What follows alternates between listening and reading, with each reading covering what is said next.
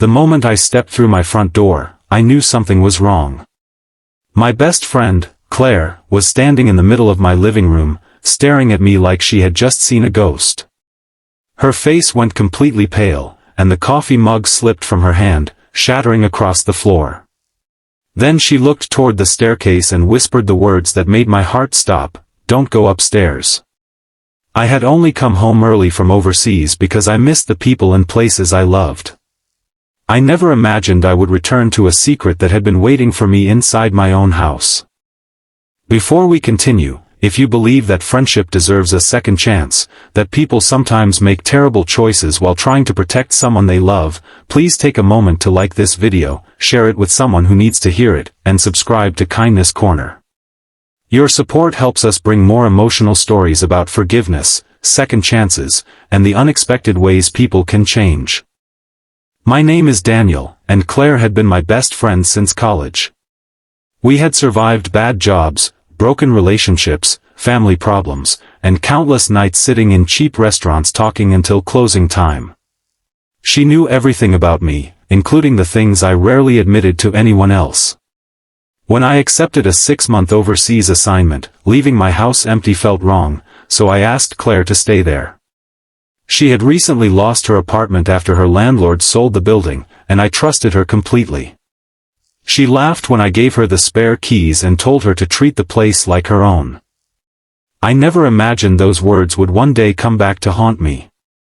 For the first few months, everything seemed normal. Claire sent me pictures of the garden, complained about the broken washing machine, and occasionally joked that my house had become her temporary kingdom. We talked almost every evening. But around the 4th month, something changed. Her messages became shorter. Sometimes she wouldn't answer my calls. When I asked if everything was okay, she always said she was fine. I believed her because I wanted to. Overseas work had exhausted me, and I was counting the days until I could come home. Then one Thursday morning, my boss surprised me with news that my assignment had been completed early. Instead of returning in 3 weeks, I could fly home immediately. I was so excited that I barely slept that night. I didn't tell Claire. I wanted to surprise her. I imagined knocking on the door, watching her face light up, and then spending the evening eating takeout and catching up like old times. The surprise didn't go the way I expected. I arrived just after sunset, carrying 2 suitcases and a small gift I had bought for Claire at the airport. The house looked exactly as I remembered it from the outside, but when I opened the door, there was a strange silence inside. Claire appeared from the hallway wearing an oversized sweater. For 1 second, she smiled. Then she saw my luggage. Her smile disappeared. She stared at me, then at the staircase behind me. I asked her what was wrong, but she didn't answer. Her hands trembled.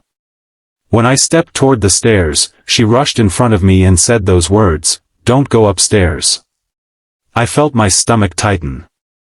I asked her why. She lowered her eyes and whispered that she needed to explain something first.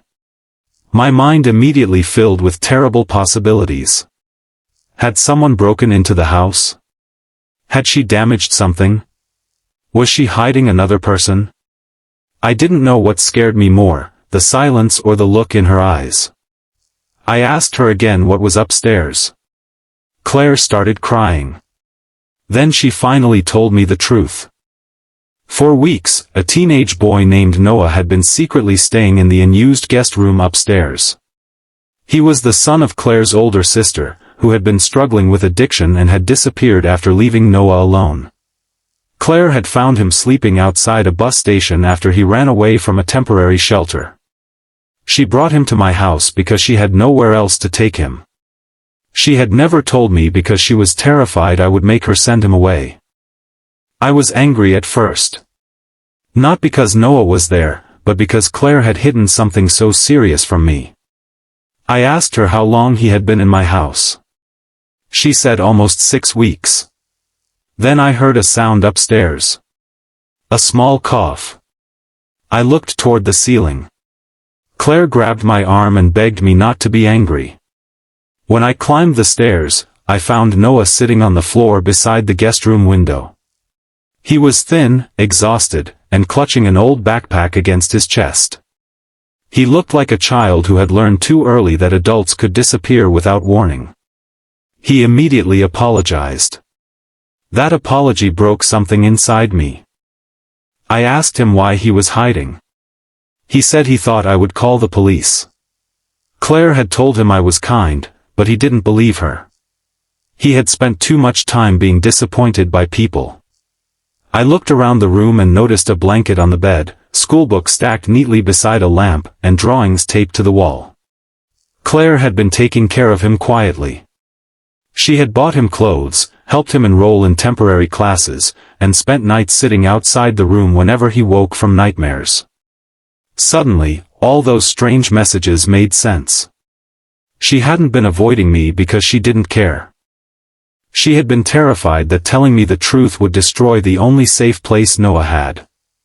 I sat on the floor beside him and asked how long he expected to stay. He shrugged. Then he quietly said, "Until somebody wants me." Those words stayed with me. I had spent months traveling across the world, chasing career opportunities and believing that coming home meant returning to the same life I had left behind. But sitting there beside that frightened boy, I realized home wasn't really about walls, furniture, or memories. Sometimes home was simply the place where someone finally felt safe enough to sleep. I turned to Claire. She was crying again, expecting me to be furious. Instead, I told her she should have trusted me. Then I told her I was glad she brought him here. Claire looked at me as if she hadn't understood. I explained that keeping secrets had been wrong, but helping Noah had been right. We couldn't continue hiding him, though. He needed proper protection, counseling, education, and a stable future. The next morning, we contacted the appropriate child welfare services and arranged for Noah to receive professional help while we worked with his family situation. The weeks that followed were difficult. There were meetings, paperwork, angry relatives, and nights when Noah wanted to disappear again. But slowly, things changed. He started smiling. He started talking. He started believing that not every goodbye meant abandonment. Eventually, a relative who was genuinely capable of caring for him stepped forward, and Noah moved into a stable home. Before he left, he gave me one of his drawings. It showed 3 people standing beneath a house with a bright yellow light glowing through the windows. At the bottom, he had written 4 words, "Thank you for coming home." Years later, Claire and I still talk about that night. She tells me she was certain I would never forgive her. I tell her that forgiveness wasn't about pretending she had done everything right. It was about understanding why she had made the choice she did, taking responsibility for what went wrong, and choosing to do better together. Sometimes the people we love make mistakes while trying to protect someone. Sometimes their fear makes them hide the truth. And sometimes coming home early isn't an accident at all. Sometimes life brings us back at exactly the moment someone needs us. If this story touched your heart, please like the video, share it with someone who believes in second chances, and subscribe to Kindness Corner. You never know how much one small act of kindness might mean to someone silently struggling. And before the story ends, I want you to comment one word: forgive, if you believe people deserve a chance to make things right after they admit their mistakes.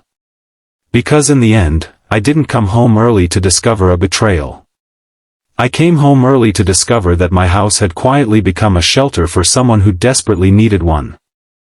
And sometimes, the most beautiful thing we can find when we come home isn't the life we left behind. It's the person who was waiting for us to help them begin again.